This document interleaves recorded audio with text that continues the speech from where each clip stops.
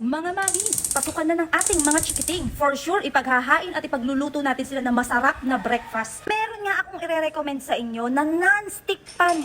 Napakamura. Ito nga ang trending ngayon na non-stick pan, legit na walang dikit. To prove mga mamshis na wala talagang dikit, itong pan na ito ay magluluto tayo ng number 1 favorite na breakfast nating mga Pinoy at lalo ng ating mga chikiting. Magluluto tayo ngayon ng itlog. Ayan, usually pag nagluluto tayo niyan, 'di ba, dumidikit sa ating mga kawali.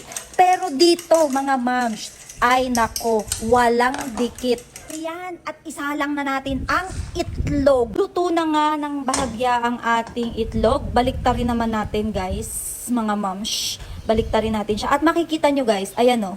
Diba? Kitang-kita nyo naman, guys. Walang dikit. Ayan, iangat natin para makita nyo. Oh, see? Bonggacious. Walang dikit. Legit na walang dikit. Alam nyo ba, guys, na ito ay nagkakahalaga lamang ng 189 pesos. 30 cm na ang size niyan, mga moms. Ganyang kalaki. At hindi nyo lang yan pwedeng gamitin pang prito-prito dahil pwede nyo yung lutuan ng kahit anong ulam.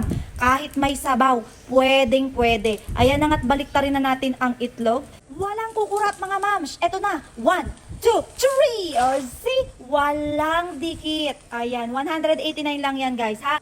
Kahit anong non-stick pan, mga moms, dapat ang gagamitin yung sandok ay ang silicone or wooden para hindi makutkot yung metal niya kasi yun ang nagkukos kung bakit dumidikit yung mga pagkain natin. Okay? Nasa comment section, mga moms, kung saan mabibili. Check out na!